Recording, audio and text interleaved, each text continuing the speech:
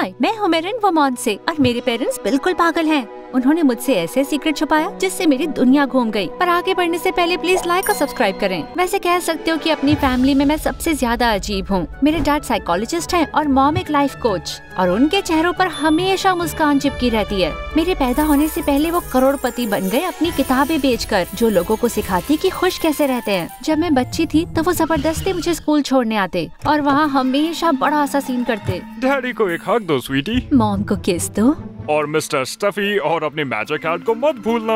मैं 5 साल की थी तो चलता था, पर अब मैं 16 साल की हो गई हूँ और वो अब भी ये करते हैं। हाँ, रोज कोई नया तरीका ढूंढते मुझे एम्बैरेस करने का। सुपरमार्केट के बीचों बीच खड़े होकर गाना गाने लगते और जिद करते कि जब भी हम बाहर जाएं एक जैसे कपड़े पहने। और वो मेरे स्कूल में आ जाते चीयर लीडिंग ड्रेस पहनकर किसी भी एग्जाम से पहले। तुम कर सकती हो बेटा, हाँ कर सकती हो।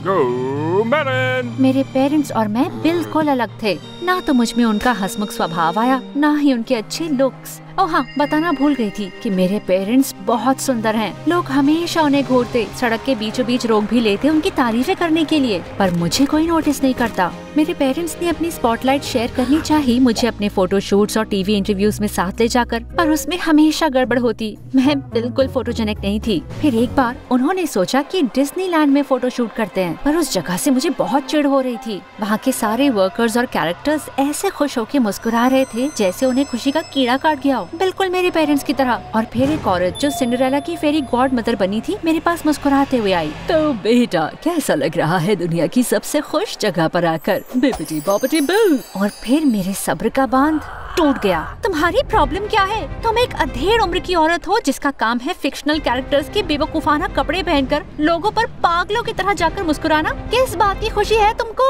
फिर मैंने उसका वॉन्ड लिया, उसके 2 टुकड़े करके उसके मुंह पे फेंक दिए। ओके, मैं जानती हूँ मुझे ऐसा नहीं करना चाहिए था। मैंने तुरंत उससे माफी मांगी और उसे एक बहुत बड़ी सी टिप दी, पर किसी ने मेरा वीडियो बना दिया था और वो सोशल मीडिया पर वायरल हो गया था। पहली बार मेरे पेरेंट्स मुझसे खुश नहीं लग रहे थे। मुझे लगा वो मुझे ग्राउंड कर देंगे, और वैसे उन्हें करना भी चाहिए था। पर एक दिन मुझसे बात ना करने के बाद वो मेरे कमरे में आए, मुझे गले से लगाया और मुझे आइसक्रीम खिलाने ले गए। मुझे मान नहीं पड़ गया कि मेरे पेरेंट्स नॉर्मल नहीं थे और हम दोनों बहुत अलग थे। पर एक दिन मैं स्कूल से वापस आई तो उन्होंने मुझे कुछ ऐसा बताया जिससे मेरी जिंदगी बदल गई। बेटा, समय आ गया है कि तुम सच जान लो। तुम्हें अडॉप्ट किया है। डैड की बातें मेरे कानों में गूंज गईं। मुझे विश्वास नहीं हो रहा था। मेरा दिमाग मेरे इमोशंस के साथ घूम पड़ा। पहले तो मैं मानी ही नहीं, बिल्कुल नहीं। मुझे इतना गुस्सा आया कि मैंने चेयर फेंक दी। फिर मुझे लगा मेरे पेरेंट्स मजाक कर रहे हैं। हाँ, बड़ा अच्छा मजाक था, अब वापस लो। मुझे यकीन है तुम्हारे बहुत सवाल होंगे। अचानक मैं बच्चे की तरह रोने लग गई। थोड़ा समय लगा मेरे पेरेंट्स को मुझे शांत करने में, पर मैं फाइनली उनकी बात सुन पाई। उन्होंने बताया कि जब मैं 2 साल की थी तो उन्होंने मुझे गोद लिया, और सबसे क्रेजी बात, मेरी एक बहन भी थी। आप क्यों बता रहे हो मुझे?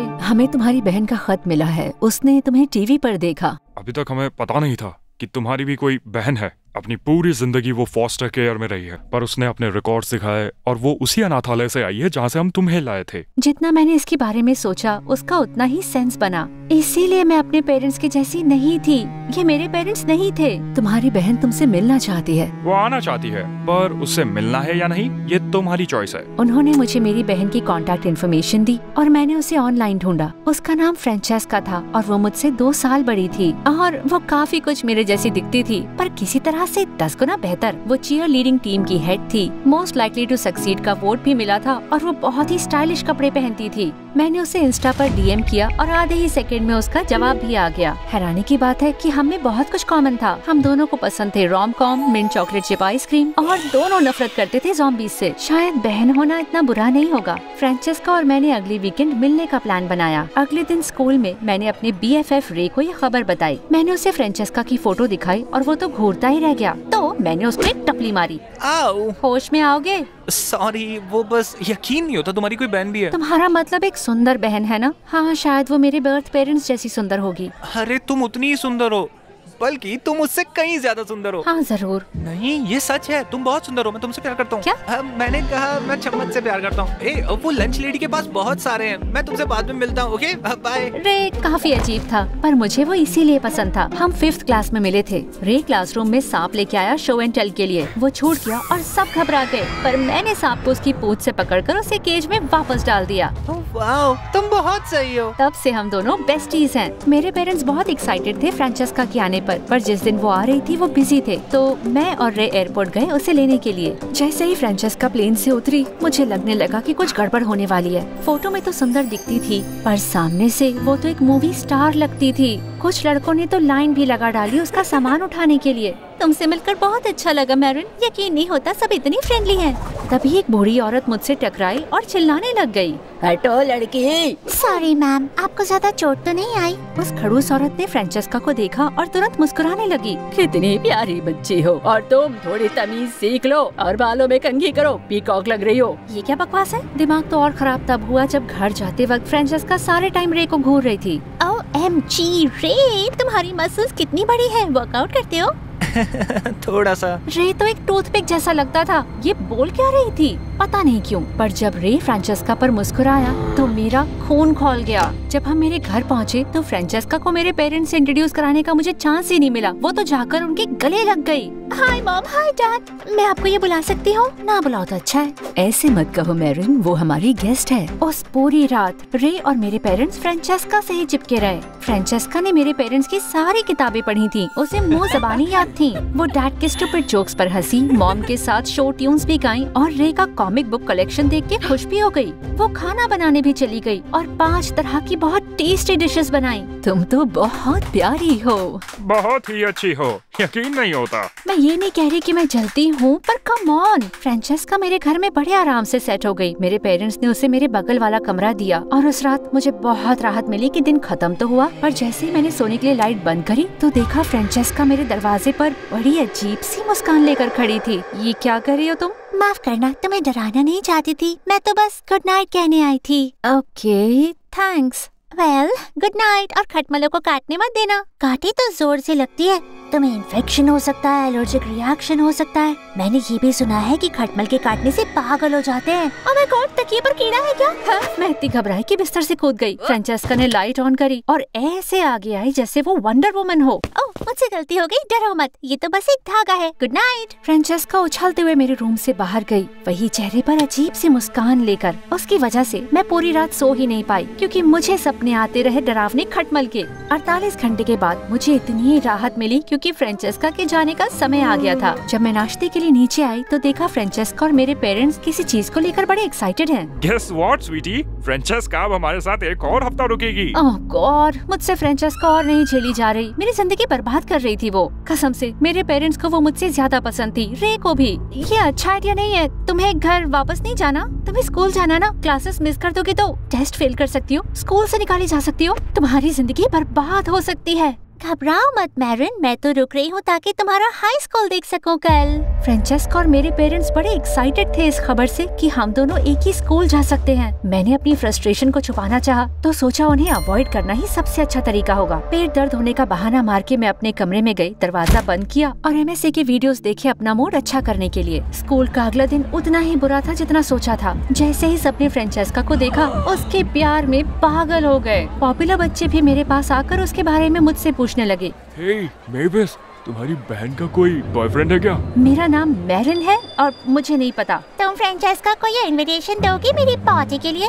और मेरा क्या? सॉरी, तुम कूल नहीं हो। फ्रेंचेस्का परफेक्ट जरूर होगी, पर उसके बारे में एक बात थी जो काफी अजीब लग रही थी। जब भी उससे फॉस्टर पेरेंट्स के बारे में कोई कुछ पूछता, वो अलग ही कहानी बताती। एक बार मेरे पेरेंट्स ने उनसे बात करना चाहा। आओ, उनसे बात नहीं कर सकते, वो मरीन बायोलॉजिस्ट है, अभी समंदर के बीच में है वेल्स के साथ। कुछ घंटों बाद मैंने उसे प्रिंसिपल से बात करते हुए सुना। मेरे फॉस्टर पेरेंट कॉल नहीं उठा पाएंगे, वो गवर्नमेंट के लिए काम करते हैं, अंडरकवर मिशन पे है, नेशनल सिक्योरिटी की बात है ना। उसने पॉपुलर बच्चों को ये भी बताया कि उसके पेरेंट्स एक हैवी मेटल बैंड में हैं जो थाईलैंड पर एक कॉन्सर्ट करने गए हैं। मुझे फ्रेंचेस्का पर भरोसा नहीं, वो झूठी है और उसके इरादे नेक नहीं। फ्रेंचेस्का नहीं, उसके जैसी प्यारी, सुंदर और भोली लड़की से मैं कभी भी नहीं मिला हूँ। वो चाहती है तुम ऐसा सोचो, हर किसी को अपने जादू में फंसा के रखा है। मुझे उसका पर्दाफाश करना है। मैं करूंगा तुम्हारी मदद, तुमसे प्यार करता हूँ, तुम्हारे लिए कुछ भी करूंगा। क्या? मैंने कहा चलो उस पर नजर रखते हैं, ऐसे नजर रखते हैं जैसे फिल्मों में रखते हैं। वो स्मार्ट है, उसने पकड़ लिया तो? अरे नहीं पकड़ पाएगी। रे और मैंने स्पा इक्विपमेंट्स खरीदे ऑनलाइन, जैसे दूरबीन, हिडन कैमरास और लिसनिंग डिवाइसेस और ये कूल कैमोफ्लेज आउटफिट्स, ताकि उसके पास हम जाएं और वो हमें देख ही ना पाए। हमने फ्रांचेस्का पर नजर रखी स्कूल में, जब वो दौड़ने जाती तब, या जब वो मार्केट जाती, पर उसने कुछ अजीब किया ही नहीं। लेकिन एक दिन जब वो खाना बना रही थी, हमने उस पर नजर रखी और हमने उससे फोन पर एक सीक्रेट कोड लैंग्वेज में बात करते सुना। आयत एनाके आयत्रे अने ओने। ओ, मैं जानता हूँ ये क्या है, ये पिगी लैटिन है। तुम हर शब्द के एंड में ए जोड़ देते हो, ऐसा ही कुछ करते हैं। बचपन से मेरे पेरेंट्स ने मुझसे ऐसे बात की है। ओके, तो वो क्या रही है? पता नहीं, मैं कभी उनके कोड्स को क्रैक नहीं कर पाया, उनके सीक्रेट्स पता ही नहीं चले। ओह माय गॉड, तुम्हें लगता है कि वो बहुत बड़ी सीक्रेट्स मुझसे छुपा रहे हैं? मेरी प्रॉब्लम पर फोकस करो रे, तुम्हारी बात में देखेंगे। फिर एक दिन मैंने फ्रांचेस्का को स्कूल से निकलते हुए देखा। मैंने उसका पीछा एक पार्क तक किया, जहाँ वो एक अजीब कपल से मिल रही थी। झाड़ियों के पीछे छुप के मैंने अपना स्पाई इक्विपमेंट यूज किया उनकी बातें सुनने के लिए। प्रॉब्लम क्या है फ्रांचेस्का? मैंने मन बदल लिया। तुम अब पीछे नहीं हट सकती, हमारी डील हुई थी। उनका सेफ खोलो, पैसा चुराओ और फिर तुम आजाद हो और अपना हिस्सा लेकर चली जाओ उस फैंसी कॉलेज में जिसके बारे में तुम बातें करते नहीं थकती। मैंने कहा ना, मैं नहीं करूँगी। फिर उस औरत ने फ्रांचेस्का का हाथ पकड़ लिया। तुम्हारे पास कोई चॉइस नहीं है, तुम्हारी सच्चाई बता दे। वो अमीर लोग तुमसे प्यार करेंगे ये जान के कि तुम एक चोर हो। अचानक मेरी एलर्जीज बढ़ने लगी और मैंने बहुत जोर से चीख दिया। फ्रांचेस्का और उस कपल ने मेरी तरफ देखा। मैं घबरा गई। फिर मैंने पेड़ पर एक चिड़िया देखी जिससे मुझे एक आइडिया आया।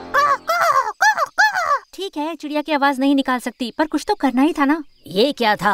लगता है कोई चिड़िया मर रही है, पर जाने दो उसको। तुम्हारा समय पूरा हुआ फ्रांसीन, हम रात को आएंगे। फिर वो दोनों अपनी कार में बैठे और चले गए। जब वो लोग दूर चले गए तो मैं झाड़ियों से निकली और फ्रांचेस्का का सामना किया। नहीं, फ्रांसीन। अरे यार, ये बड़ा कंफ्यूजिंग हो रहा है। मैं उसे फ्रांचेस्का कहूंगी, ओके? हाँ, तो मैं कहा थी, मैं झाड़ियों से बाहर निकली। मैं जानती थी तुम्हारा कुछ तो प्लान है चोर, मैंने सब सुन लिया। तुम कहीं काम से। अचानक फ्रांचेस्का रोने लगी और यार बहुत बदसूरत लग रही थी वो। उसकी आंखें सूज गई, नाक बहने लगी और उसका चेहरा किसी न्यूबॉर्न बेबी की बट जैसा लग रहा था। मुझे नहीं पता था कि कोई रोते हुए इतना बदसूरत भी दिख सकता है। मुझे तो एक मौका दो कि सब समझाने का। हाँ, रोना बंद करो, बोलो क्या कहना है। फ्रांचेस्का ने अपने बुरे बचपन के बारे में बताया, उसके चोर फॉस्टर पेरेंट्स के साथ। वो हमेशा उससे ऐसे काम करवाते थे। मैं 18 साल की होने के इंतजार में थी ताकि उनसे दूर जा पाऊँ। फिर एक दिन उन्होंने तुम्हारे पेरेंट्स को टीवी पर देखा और मुझे बताया कि तुम मेरी असली बहन हो। उन्होंने कहा कि अगर मैंने पैसा चुरा लिया तो वो थोड़ा पैसा मुझे देंगे ताकि मैं अपने कॉलेज जा पाऊँ। मैं उनसे दूर जाना चाहती थी तो मैं मान गई, पर जब मैं तुमसे और तुम्हारी फैमिली से मिली तो मैं जान गई कि मैं ऐसा नहीं कर सकती। तुम मेरी बहन हो, दुनिया में मेरी इकलौती दोस्त। I love you. फ्रांचेस्का मुझे गले लगाकर थोड़ी देर और रोई। मैंने पहले उसे अपना दोस्त नहीं समझा था और वो मेरी शर्ट पे नाक भी लगा रही थी, तो ठीक है। मुझे एहसास हुआ कितना स्टूपिड था उससे जेलस होना। लकी तो मैं थी। होंगे मेरे पेरेंट्स बहुत अनोइंग, पर वो मुझसे बहुत प्यार भी करते थे।